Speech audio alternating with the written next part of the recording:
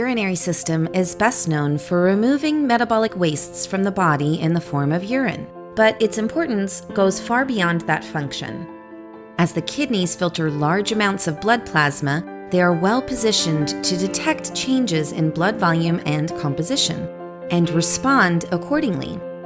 In fact, the kidneys are critical in maintaining steady state, or homeostasis, of many blood parameters, including blood volume and pressure, osmolality, concentrations of various solutes, blood pH, and red blood cell count. Urine formation occurs in functional units of the kidneys called the nephrons. A nephron consists of two major parts: a glomerular capsule, or Bowman's capsule, and a long renal tubule. Renal tubules of several nephrons connect to a common collecting duct. Basically, blood plasma is first filtered in the Bowman's capsule. The filtrate then moves through the long winding renal tubule alongside a network of blood capillaries before draining into the collecting duct.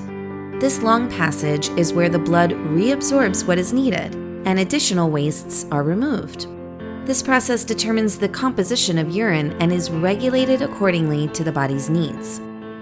The kidneys control blood volume and blood pressure by removing more or less water as necessary. Water excretion by the kidneys is regulated by a number of hormones, including vasopressin, also known as antidiuretic hormone, a hypothalamic hormone released in response to low blood volume or high plasma osmolality. Vasopressin causes the kidneys to retain more water by increasing water permeability of the collecting duct. Aldosterone, the salt-retaining hormone, secreted by the adrenal cortex in response to low blood sodium. Aldosterone acts on the distal tubule and collecting duct to increase reabsorption of sodium, which is followed by increased retention of water. The kidneys themselves produce an enzyme called renin in response to low blood pressure. Renin initiates a two-step process that produces the hormone angiotensin II. Angiotensin II increases blood pressure in several ways. It constricts blood vessels, promotes the release of vasopressin and aldosterone, and stimulates thirst centers in the brain to encourage water intake. Atrial natriuretic peptide, ANP, secreted by the atrial myocardium of the heart in response to high blood pressure. ANP reduces blood pressure in a number of ways. It directly dilates blood vessels. It increases glomerular filtration rate, thereby removing more fluid in urine. ANP inhibits the secretion of renin, and subsequently aldosterone. ANP also inhibits sodium reabsorption by the collecting duct.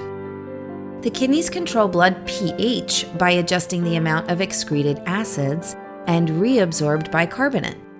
Plasma bicarbonate is filtered in the glomerulus during the first step of urine formation, then reabsorbed back into the blood in the proximal tubule. The amount of reabsorbed bicarbonate is regulated in response to changes in blood pH. It increases during acid loads and decreases during alkali loads. In addition, the collecting duct also generates new bicarbonate, which exits into the blood during high acid loads. The kidneys secrete erythropoietin, EPO, a stimulating factor for red blood cells formation. Low levels of EPO are constantly produced to compensate for normal blood cell turnover. When red blood cell count drops, such as during blood loss, the resulting oxygen deficiency state is detected by the kidneys, which respond by increasing their EPO secretion. The kidneys are also involved in calcium homeostasis. In response to low blood calcium levels, parathyroid hormone, PTH, stimulates the kidneys to produce the hormone calcitriol. Calcitriol promotes absorption of dietary calcium in the small intestine and increases calcium reabsorption by the kidney. PTH itself also causes the kidneys to retain calcium.